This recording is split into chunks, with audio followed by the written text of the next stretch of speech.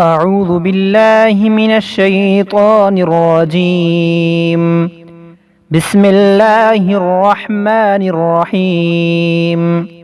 ناظرین السلام علیکم ورحمۃ اللہ۔ انشاءاللہ آج ہم بدن میں کسی جگہ بھی درد کے لیے ایک بہت ہی پیاری دعا سیکھیں گے۔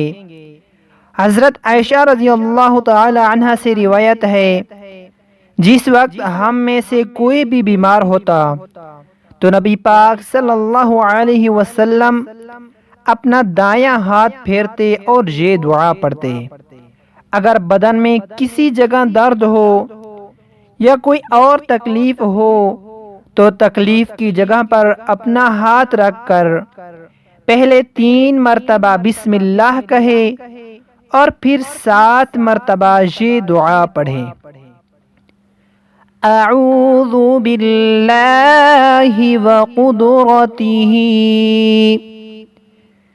من شر ما اجد واحاذر، اعوذ باللہ وقدرتہ من شر ما اجد واحاذر۔